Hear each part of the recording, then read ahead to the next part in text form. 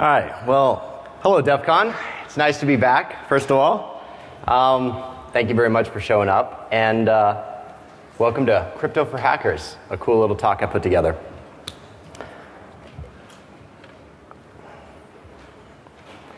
It's in our moments of greatest weakness that we define ourselves as individuals.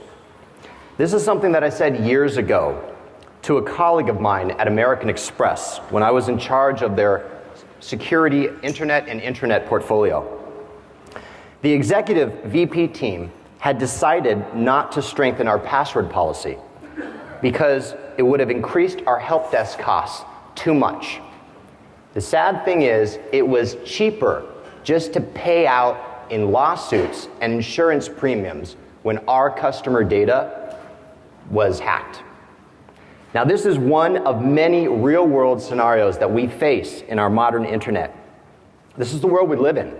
And this is exactly the way of thinking that has caused so many problems in our InfoSec community. But times are changing, and there are those of us who think differently. There are those of us who are at war with this establishment.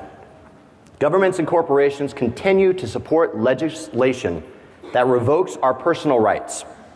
Our every action is monitored, and our every intention is scrutinized. As each year passes, we lose more of what it means to be free. The ability to share information is one of our most basic and fundamental rights. Without this, there is no privacy, there is no freedom of expression, and no ability to hold rogue agencies accountable for their unlawful activities. As long as governments and corporations can eavesdrop on our communications, we live in a constant state of fear. But we have the power to change the future. We are hackers, we are programmers, we are members of the InfoSec community, and we are strong and we are smart. We are far smarter than they are. And this is what makes them afraid, and this is what scares them. Ladies and gentlemen, I'd like to introduce you to a very dear friend of mine. He's a business partner as well. He's a visionary in the field of information security and privacy. Truly a man who needs no introduction, my good friend, the one and only Mr. John McAfee.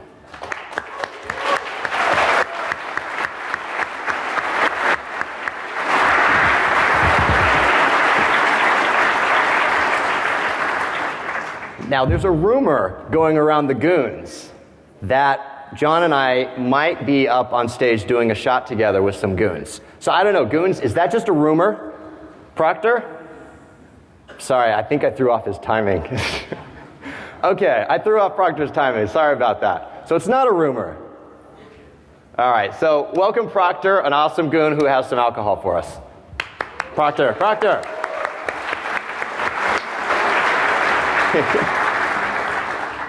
All right, shut this whole thing down. Shut it down. This is not secure. By the way, I am really John Smith. I'm no relation to the McAfee that just got out of jail the other day. So. None. Sir, are you a new speaker at DEF CON? I'm afraid I am. And what do new speakers do? Drink! That was a lie. I actually keynoted last year. All right, now out. Oh God.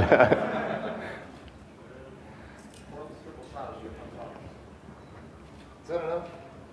He insisted on doing water. It is. Oh, here, I'll switch. Here, switch you. I gotta speak, I think. You do? I'm pretty sure I gotta speak. All right, guys, to DEF CON. To DEFCON.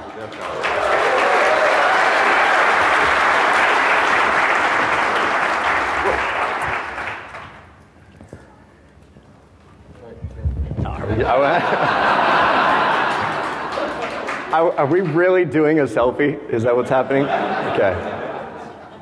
Thank you. I am very proud, by the way, today to be standing on stage with Ija. I noticed Ija at Hack Miami, and he seemed to have no life whatsoever. It's true. Which is absolutely true. Absolutely. Which is indicative of a man who is dedicated to the work that he is doing. And I have never seen a more dedicated programmer than the man standing next to me. Thank you. What he's going to talk to you about today is something radically new. Social encryption, which to me is the closest thing to electronic magic that I've ever seen. You'll be talking about that, right? Absolutely, sir. I'm on the right stage. Yes, we'll talk about the last 15 minutes. We'll talk about social crypto. Yeah. All right, good. And trying to get in touch with this man is the most difficult thing in the world. He never answers the phone, but if you call him at 3:15 in the morning, sure. At 3:17, I always get an answer. So he works constantly. Yeah. A brilliant programmer, and I'm very proud to be working with him. Thank you. I think the Demon Saw project, which is under the umbrella of Future Tense now, as one of our partners, is one of my favorite projects. And I think that it's going to change the way that we communicate, the way that we look at data, and it's going to give us a degree of privacy, which I personally need, and I think all of you do as well. So, and without further ado, I'm going to give this back to the man of the hour, and thank you very much for inviting me on stage, my friend. Oh, you're welcome. Thank you, sir.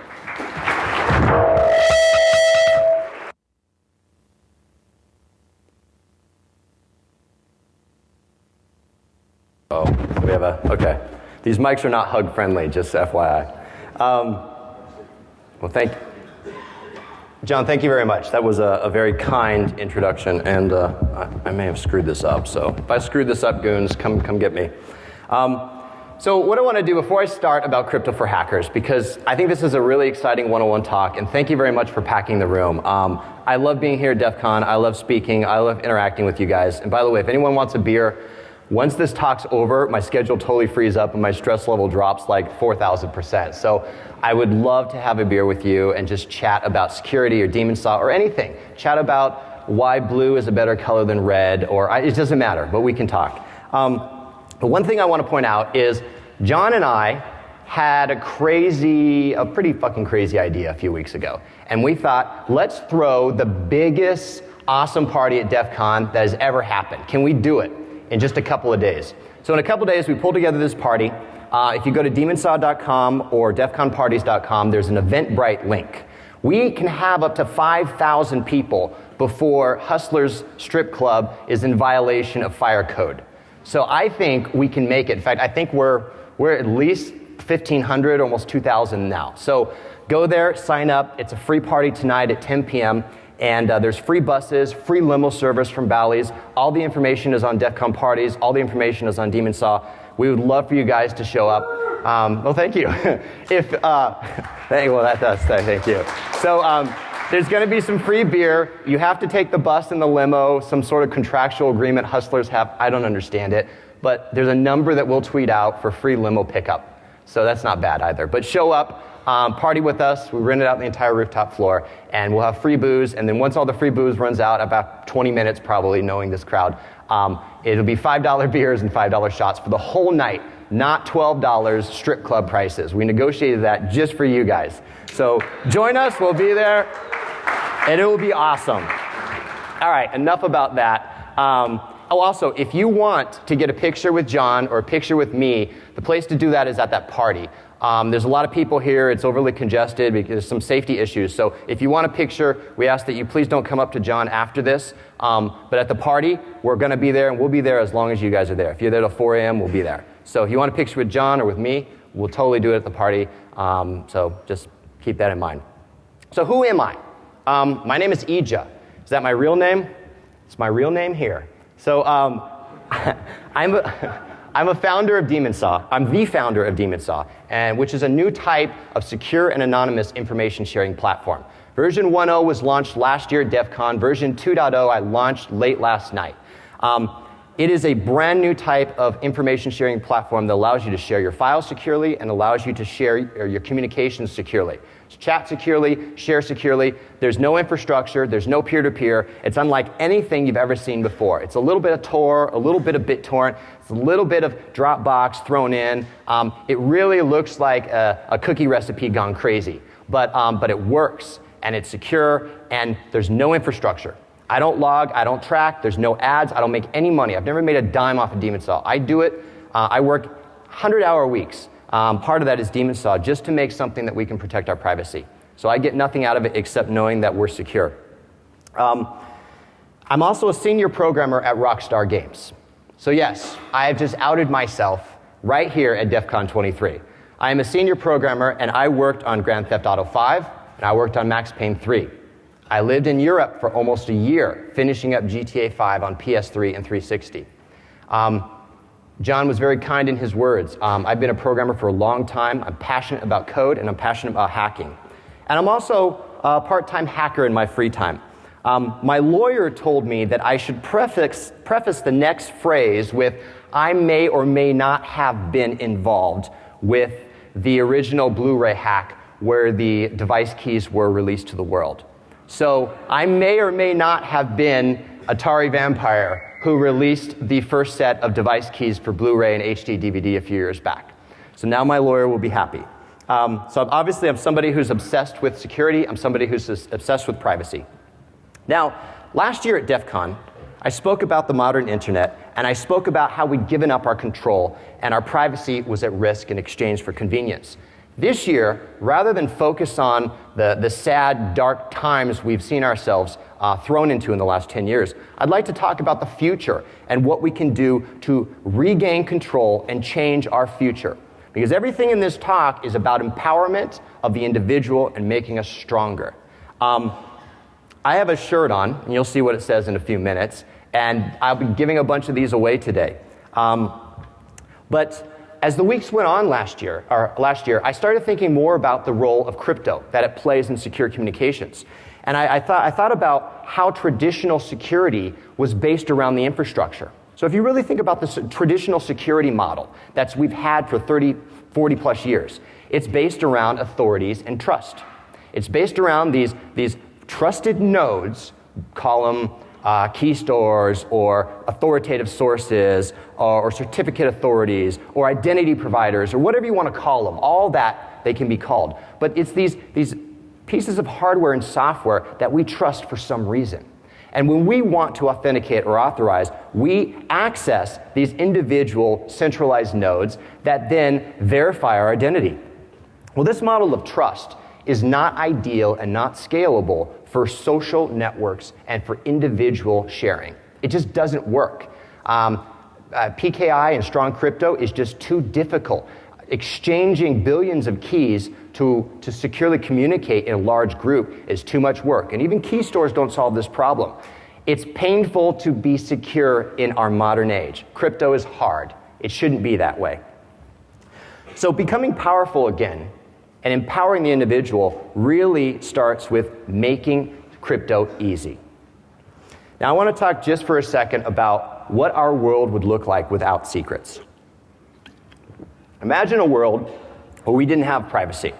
What would that look like? Well, remember, at our core, each one of us are individuals. And we wrap this individual core in layers of social networks. But when it comes down to it, we're still individual people, and we still have dark secrets that we want to protect. So a world without secrets would be an extremely dangerous place. It'd be fragile, where everything is known about everybody. Even the most wandering thoughts of disobedience would be dealt with in the most serious of ways. In such a world, there would be no freedom, no joy, no anticipation of learning new things. There'd be nothing to live for. It'd be dismal and bleak. Society would crumble, and our existence would be meaningless. Again, now that's pretty dark statements, right? But if you really think about secrecy and you really think about privacy, we cannot survive without privacy. So crypto is our strongest weapon. It was considered a military weapon in the US until 1992. Oh, by the way, this is Picard. This is the worst facepalm in the world. It's called a peekaboo facepalm. I'm sure you realized it. It's where it's so bad you facepalm and then you peekaboo to make sure it's just that bad. So it's, it's really bad facepalm. So crypto can be used as both an offensive and a defensive weapon. We can focus our attacks and we can protect our assets.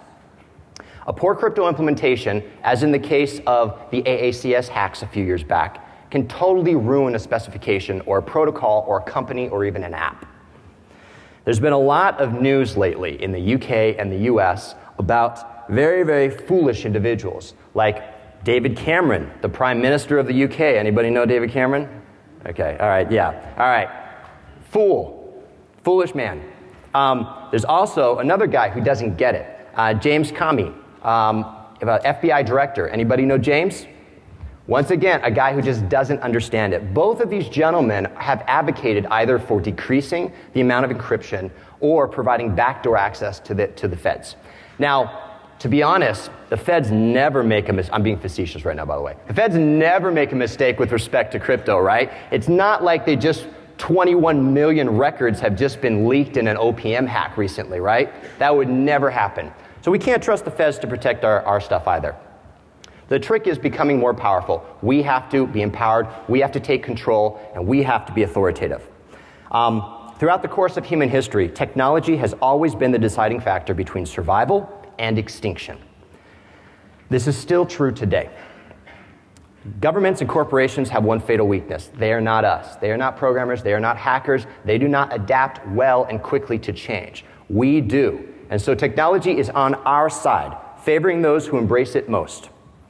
Today we have the capacity and the ability to be greater than governments and corporations. And this is what makes them afraid. This is what scares the shit out of our government and the UK government and corporations, because they no longer are the powerful ones. So the will of the people will win in the end through hackers and programmers and people like us. I was thinking about a battle cry for our hacker generation. So I call this group here the hacker generation. I'm not sure, I don't know if I coined that. I just view us as the hacker generation. Maybe Generation X, maybe millennials, maybe baby boomers, it doesn't matter. We are the hacker generation. And we need a mantra, and we need a battle cry to let the feds and let the corporations know how we feel and know what we're doing. And so I came up with that, and I printed it on the back of 150 Demon Saw shirts that I'm giving out at the party tonight and throughout the rest of the con. Here it is. I'd like to know if you like it. My shit, my way, fuck off, NSA. What do you think? Yeah? That's it. This is the battle cry of our hacker generation. This is who we are. And so, a talk about crypto for hackers should involve some crypto, right? So what we're going to do is, now that I got you excited about getting a t-shirt, and yes, I'll be giving them at the party. By the way, if I get really drunk, the chances of me giving them all out within 5 minutes are very, very high, almost a probability of 1. So at the party, if you happen to be buying me drinks, I could very well give you my entire backpack full of t-shirts. That has happened before. Let's talk about Edward Snowden once said, encryption is the defense against the dark arts. And he was right. Crypto, so what that means in layman's terms is crypto will set us free. Now, I come from a very strong religious background years and years and years ago, no longer current. But when I grew up in church and in religion, they always talked about different things setting us free. As I grew into an adult, as I learned technology better, I realized there's very, very few things at all that will set us free. I think we can set ourselves free. But I also think from a technology standpoint, crypto will set us free from an InfoSec perspective. So there's a few terms we're going to talk about. I'm not going to review them all just because of lack of time here. But these are keywords that cryptography. What does that mean? That's such a big word. People abbreviate it as crypto. Basically, all that is, it's a fancy word for just describing, it's the practice and study of techniques for secure communication in the presence of third parties. Okay, that's still kind of geeky. What does it really mean? I want to share information to one of you or many of you out there, and I don't want the rest of the people to know about it. Either know about it or tamper with it or do anything or replay it or extend it or anything that's going to alter or somehow convey the message to the unintended recipient. That's all crypto is. It's just securing our communications. A cipher is a fancy term for just an algorithm, a simple function or algorithm that performs encryption or decryption. That's it. That's all it is. Encryption is a fancy word for just saying we're going to take what's called plain text and we're going to mix it up and create this fancy output called ciphertext. And then that ciphertext shouldn't have anything to do or look like the plain text. That's the goal. Now, when we decrypt it, we just convert from ciphertext back into plain text. See, crypto uses fancy terms. Now, to be honest, to be fair, to be a cryptographer is a lifetime pursuit. And this talk, I want to be very, very specific. I don't mean to demean or minimalize the work of lifetime and full-time cryptographers, because it's hard work, it's dedication, and it's very, very many times selfless. To know this stuff back and forth, you have to apply yourself for a lifetime pursuit. But to know the basics and use it effectively, hopefully is a matter of 50 minutes. And that's what we're going to prove out today. A key, it's kind of like a key in the real world. It's just a parameter that determines the functional output of a cryptographic cipher. So you feed a key into an algorithm or a cipher, and that unique key will have a unique effect on the ciphertext generation, is all it is. A hash function is a one-way cryptographic function. So the idea with a hash is you can't decrypt it. That's really what a hash is. And when you hash something, you create what's called a digest, or a message digest. There are these different types of encryption algorithms called symmetric and asymmetric. And all it really boils down to is symmetric just means you have the same key for encryption and decryption. Asymmetric just means you have two different keys. One's used for encryption and the other's used for decryption, and vice versa. Now, I have some crypto examples here on the slide. I'm going to be talking about 5 different groups of routines: ciphers, hashes, HMACs, which are hash-based message authentication codes, key agreement schemes. I'll be looking at the Diffie-Hellman example in particular, and PBKDF2, which is a password-based key derivation function. The code that you see here in the coming slides, very, very simple example code. I have a 4-hour workshop today at 2 p.m. called, for lack of better naming at the time, Crypto for Hackers, the workshop. Probably the worst possible name I could ever come up with. It's from 2 to 6 today, and it's also from 2 to 6 tomorrow. If you have anybody have a seat in Crypto for Hackers, the workshop? Anyone want to? Oh, excellent. All right. So one brave soul. Excellent. So in that 4-hour block, what we're going to do is I have 8 exercises, and I'm going to code with you for 4 hours in C++. We have networked, boost-based asynchronous I/O code, and we're going to write code that implements all of these routines, and we're going to be sending these across the network and even simulating man-in-the-middle attacks, all within a span of 4 hours on Linux and Windows. And the code actually compiles too, which is a great thing. So for that workshop, I've written something called Daemoncrypt. And Daemoncrypt is the core class library that DaemonSaw uses. And all it is a lightweight C++ class wrapper around some of the more common Crypto++ libraries. So the real powerhouse behind DaemonSaw is the open source Crypto++. Daemoncrypt is just a user-friendly wrapper that makes encrypting a 2-line affair rather than an 8 to 10-line affair.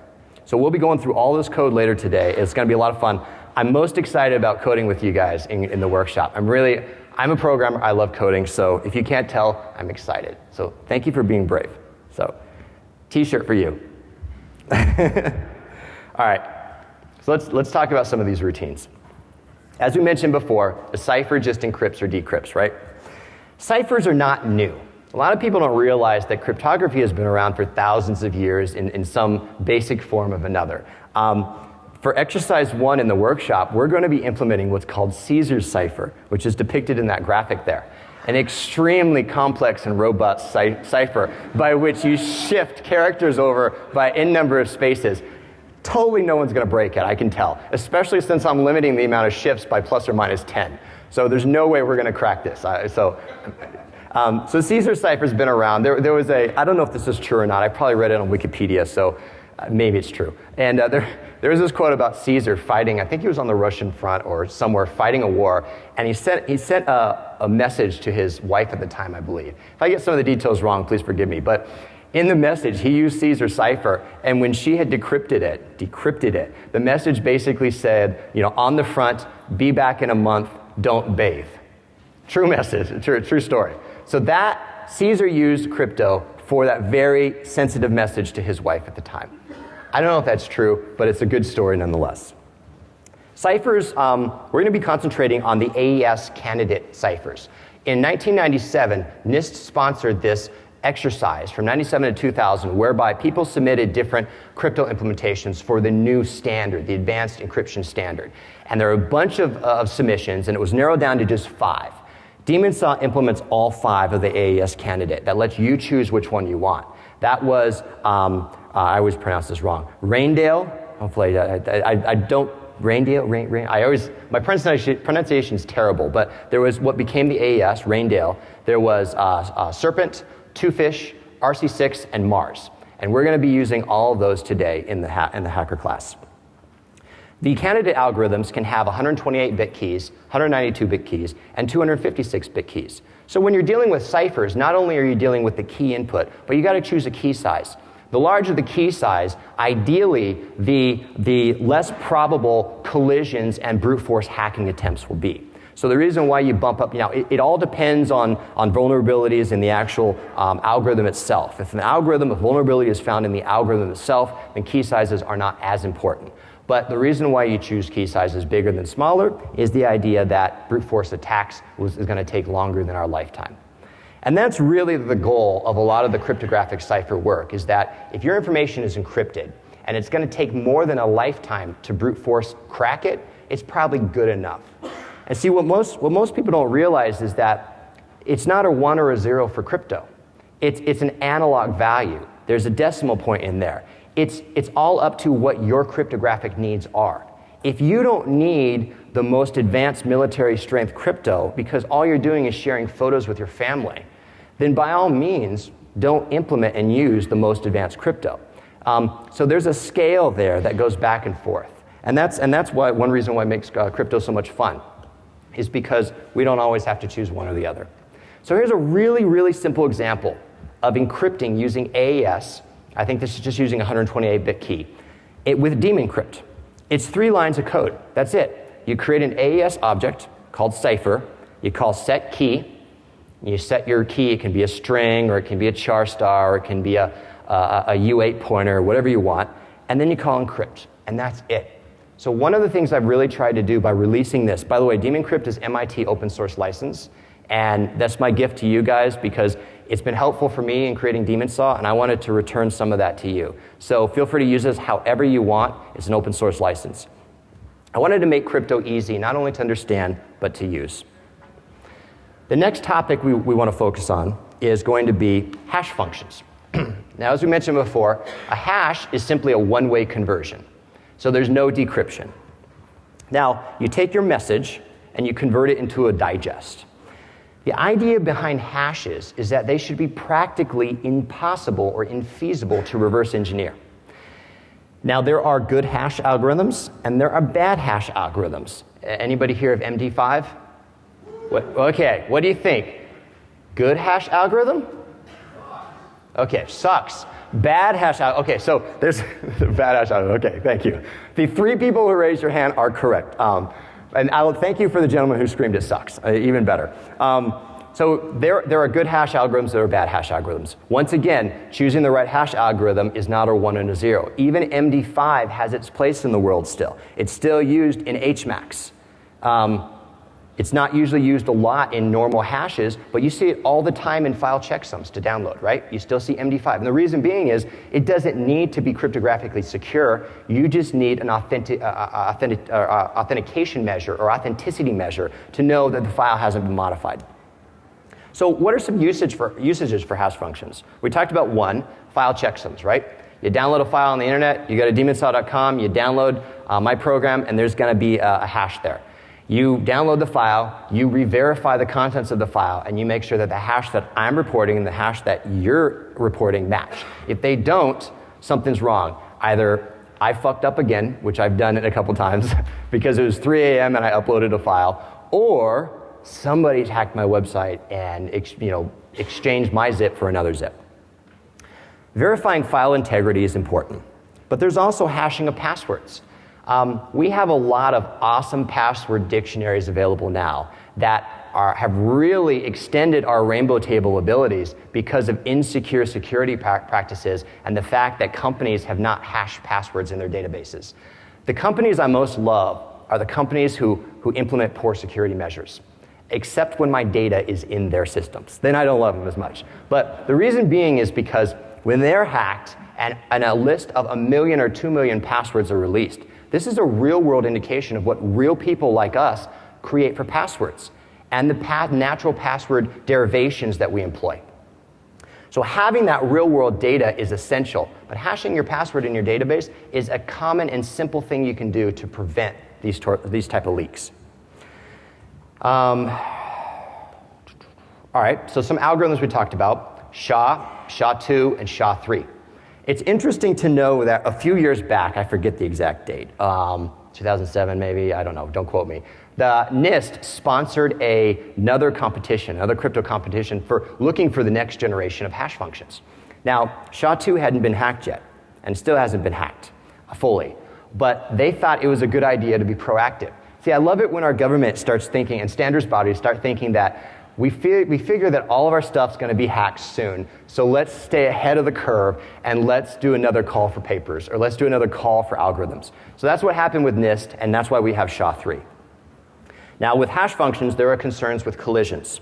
There are also concerns with rainbow attacks. Rainbow attacks are merely large tables of pre-computed hashes that map up to existing passwords or passphrases or keyed things. So basically, if you've got a list of passwords that have been hashed without salts, you can go through and you can scan using rainbow tables, which are pre-computed hashes, and reverse engineer the password by way of already knowing the hash. That's really a simple explanation. It's a cool name, but all it is a table of pre-computed hashes that are unsalted. That's really all it is. There's also this thing called length extension attacks that you've probably heard about. That's where you add to your hash. Length extension is a very powerful hack that can be done, and which is why people use HMACs for guaranteeing data integrity and authenticity. So how does daemon crypt? How can you hash whatever you want in your code just by using daemon crypt? It's really, really easy. You create an instance of MD5 or SHA-1 or SHA-3 and you simply call the compute function. So I've really tried, if you want to take the code and make it much more functional and beautiful, I would love to host it in my Git. So if you want to modify, in fact, I will be uploading daemon crypt to my Git repository in the next week with full public access, and anybody can modify or review it and request modification access. But if you want to modify it and make it awesome, that's cool by me. Here's a SHA-256 example. Same thing, you create a SHA instance, you call the compute function, you're done. That's all it takes to use daemon crypt. Now, the output, or the digest output between these two, is varied. You see that the MD5 has fewer bits in the output than the SHA-256. So once again, a longer digest, more cryptographically secure, assuming that the algorithm hasn't been compromised. I alluded to this earlier. The next thing on the list is HMACs. What an HMAC is really just it's a hash-based message authentication code. So what an HMAC is it under the seams, it uses a hash and it applies a key. So what's different between an HMAC and a hash is that the hash can be salted. So you may ask, well, what's a salt? You forgot to talk about salts and hashes. You are absolutely right. I'm so sorry. So when you're hashing a salt, all that means is that you're adding an extra string in the input. So you're varying the input before it gets sent into the hash function. What an HMAC does, which is really, really cool, is it guarantees, or it tries to guarantee, what's called authenticity and data integrity. Now, this talk is probably too short to really get into the benefits. I'm going to talk about that in depth in the workshop. But what authenticity is really authenticity is an indication to me as I receive a message that this came from the intended origin. So I somehow know that this is coming from at least the point of origin. I don't know it's trusted. I don't know that the person that sent it is really the person that I expect to have pressed the enter key. But I know it came from the point of origin, or at a minimum, they had access to the same key that I have access to generate the HMAC. Data integrity is the idea that the message hasn't been tampered in payload. So an HMAC allows us to shove a key into the hash and generate this output that hopefully guarantees those two factors. HMACs can be used in place of hashes. They're building blocks for other applications, such as probably my favorite crypto routine right now. In fact, I think it would be, that is a lot of text over there. Sorry. I'm easily distracted by free-flowing text. I don't know, it's a fault of mine. But so one of my favorite crypto routines right now that I've come to fall in love with is PBKDF2, or password-based key derivation 2. And it can use under the covers an HMAC. It's a really, really, really cool routine that allows you to take any sort of text or input and create a very specifically sized key as a result, or output as a result, that can be used for a key to a cipher. So HMACs are used under the covers in PBKDF2. You can use all the normal hashes in your HMAC. Now here's an example of using an HMAC with daemon crypt. Look familiar? It should. I wanted it simple. I didn't want to think about crypto when I was writing the rest of Daemon Saw. So you create an HMAC instance, you set the key, and you call compute, and you're done. That's it. Crypto doesn't have to be any more complex than this. And same thing with the SHA-512 HMAC. You create an object, you set the key, and you call compute, and we're done. Open source and free, the way everything should be. PBKDF too. We finally got to my favorite. I love this guy. I even found a cute little like salt guy who's kind of dancing around. What this is, as I mentioned before, this allows us to take a passphrase or a bunch of bytes or any set of arbitrary input data that can be reduced to ones and zeros and shove it into the input, add a salt, and basically derive an output that can be used for input into a cipher. So a lot of times you'll say, hello, my name is Ija, and I want to use this to create a key. Well, why don't you just use hello, my name is Ija as the key? I'll give you a really good answer. Is because ciphers are very mean. What do they mean? They only like keys of certain input size. So an AES-128 will only take an AES-128 key. You try to give it 127 bits. Oh, that's a bad example because you can't do that. But you try to get like 250, or you try to get 120 bits instead of 128 bits, it's just not going to work. So they like precise key input for the number of bits that they're going to use internally. So you use PBKDF2 to generate a very precise set of bytes that can be used for input in a very precise cipher. Shared secret derivation is really a powerful outcome of this. In addition, PBKDF2 allows us to add iterations. So you can start at iteration 1, which is not secure by any stretch, or you can go to 100,000 iterations. I believe that the NIST standard, last I checked, was 100,000 iterations or 10,000. I can't remember. I use 100,000 normally. I think that's the ideal standard for PBKDF2 right now. So you can iterate multiple times in your algorithm to generate a stronger, more cryptographically secure output. Computationally, it's more intense, which is great for crypto. We don't want a super easy and highly performant crypto routine because it's going to be easier for the hackers to brute force. So we want a bit more computationally intense to generate this, is ideal. How does this look?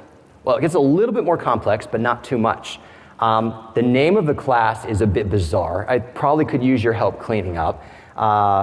PKCS5, PBKDF12, HMAC MD5 is definitely not a user-friendly class name. I think I've changed it. I think I've removed the PKCS5 prefix to that, by the way. But you set the salt, and you call compute. And that's it.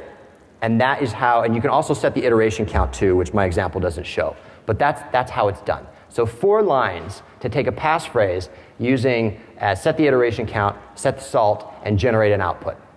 4 lines of code is all it takes. And down below is another example with SHA-512. So finally, we're at our last cryptographic routine. And the good news is we are right on time. So that's the wonderful news. Key agreement schemes. We're going to talk about something called Diffie-Hellman. How many of you heard of Diffie-Hellman? Oh, well, everybody. Of course everybody here has heard Diffie-Hellman. So what is Diffie-Hellman? You've probably heard of the paint mixing analogy, right? This analogy scares the shit out of me because when I'm painting my house, the last thing I want to do is get somebody to randomly mix paint colors, right? Even slightly is going to throw off the hue or the tint of your wall. Reason why we need key agreement schemes, and this is based on asymmetric encryption or strong crypto. This will generate a private and a public key, and the end result is to generate a shared key between 2 disparate parties without any sort of key exchange. So what happens is you generate 3 things. That you generate a base, you generate a prime number, and you generate a public key that is sent across the wire. So I generate these three things as well as a private key internally that I hold on to. And basically, I send these to you.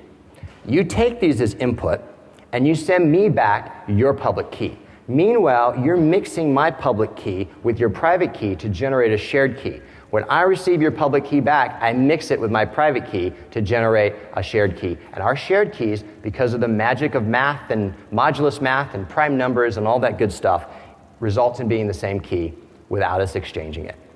Diffie-Hellman is used in a lot of technologies we use every day.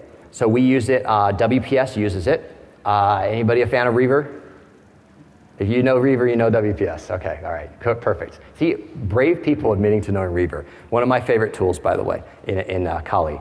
And SSL or TLS uses Diffie-Hellman as well. SSH uses it. VPNs use it. Daemon Saw uses it. Diffie-Hellman is a great way for two parties just to get a shared key and fast. This can be computationally intensive if the prime number bits are high. And we'll talk about that in the workshop more. If you have a low number of prime bits, like 128, that's very, very insecure. What that means is that the ability of collisions to happen is more probabilistic. So if you generate a larger prime number, like 3072 bits, then the chance of collisions over t time is going to be probabilistically lower. But to generate a 3072-bit prime takes a while depending on your computational power. Like, I can generate on my 4-year-old quad-core laptop, I think it's an early i7, I can generate a 1024 or even 776 or even a 1776-bit prime in under 15 seconds. Now, I've got a fairly slow laptop with only 8 gigs of memory, but when I bump it up to 2048 and 3072, it can take a minute or even up to 2 minutes. So ideally, the downside to this is the prime number generation. So you can save out your prime and you can reuse it, but as you can imagine, that has some other security concerns as well.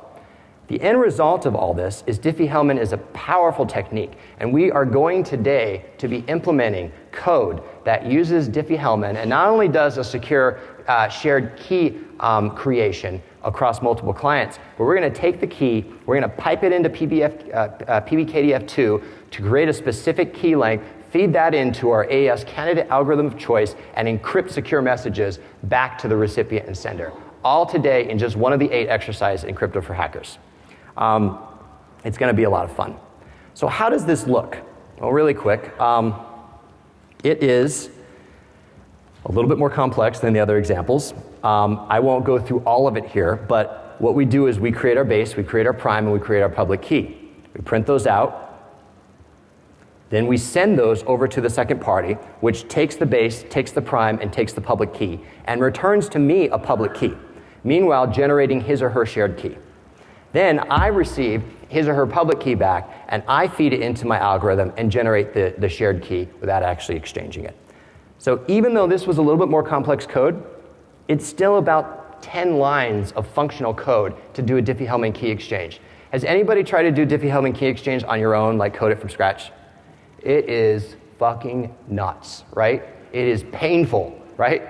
So this is way better than doing it manually. And by the way, for those of you who raise your hand, you're very brave too. Oh, well, maybe. Sometimes they're both the same, right? They're both synonyms.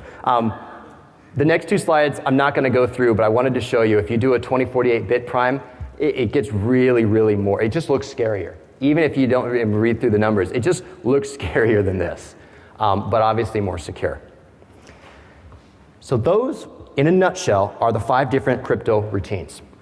Now, what I want to do right now is now that we've reviewed these algorithms, I want to talk a little bit about unique ways that we can use these cryptographic building blocks to create our own secure applications. As you know, I'm the founder of Daemon Saw, and just last night I released Daemon Saw 2.0. Daemon Saw I made for us. I made for us to secure our communications and secure our content. There's no infrastructure, there's no logging. I don't mine bitcoins on your computer like uTorrent. I don't do any of this. I don't even know who uses it, honestly. If somebody said, I'll give you $10 million if you tell me how many people are using Daemon Saw, I would not be able to take their money. I would not have any clue. I only know if people are using Daemon Saw because they email me and tell me that they like it, or email me and request new features. Daemon Saw 1.0 was launched last year at DEFCON 22. Now I gotta admit, it was a little buggy. So thank you very much for your feedback. Thank you for your suggestions. Thank you for helping me test through some of the bug fixes. I'm the only person who writes the code, and I do that part-time when I'm not working at Rockstar. So it was a good first step, but it was C#, it was Windows only, it was a learning experience, it had some bugs, and it wasn't everywhere. How can you be everywhere when you're Windows only? It doesn't make any sense. So I tried, I did well, but I learned a lot from it, and thank you very much for your patience and your understanding. Daemon Saw 2.0, I set out after DEFCON with some goals. I said, what I want is I want it to be everywhere. I want it to be on Linux.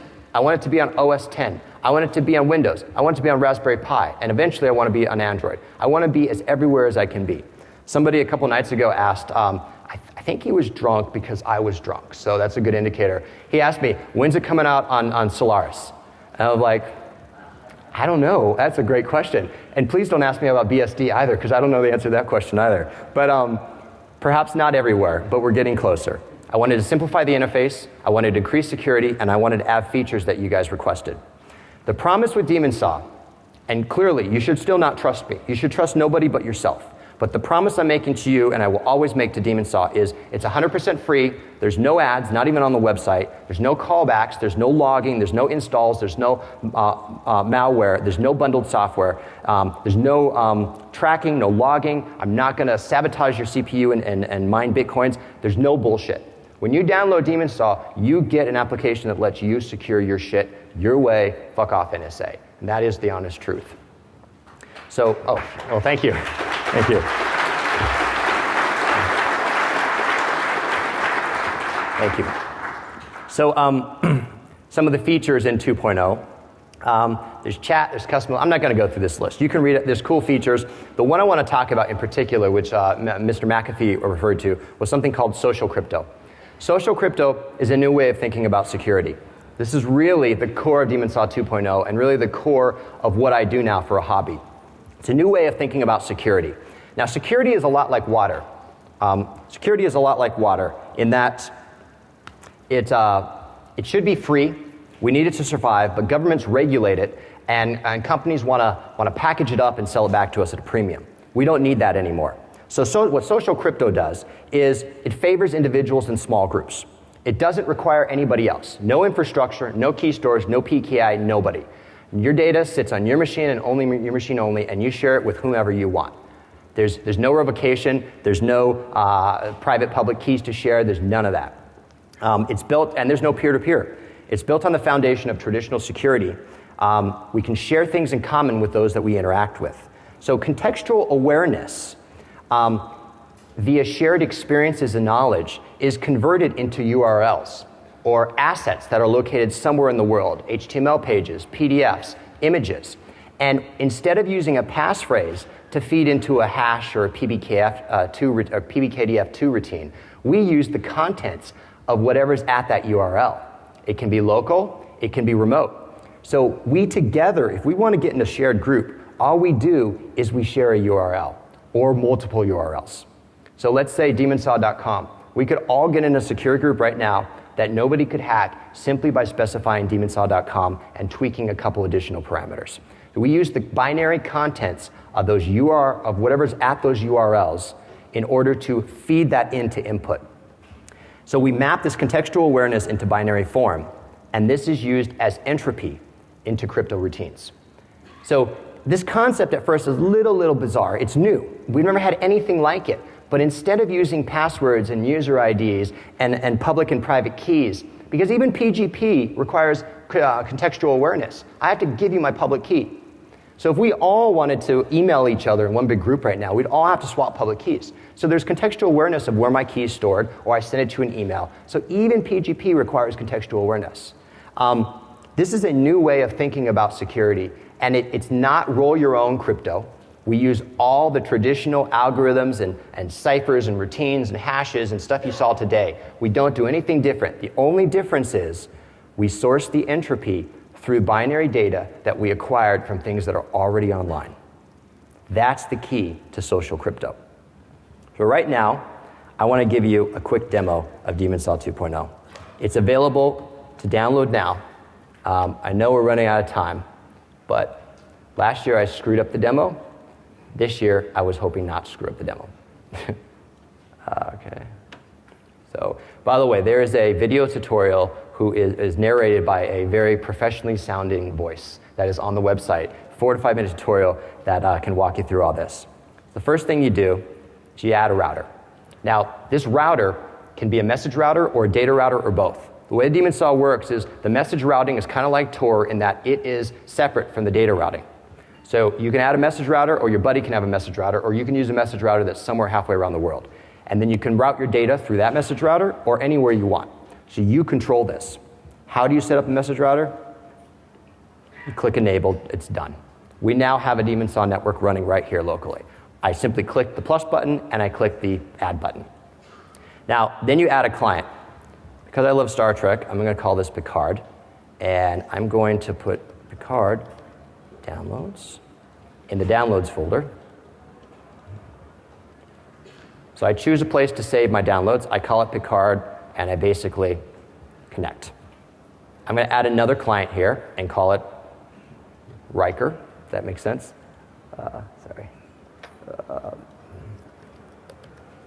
And I'm going to choose for Riker. Oh, screw it. Just type in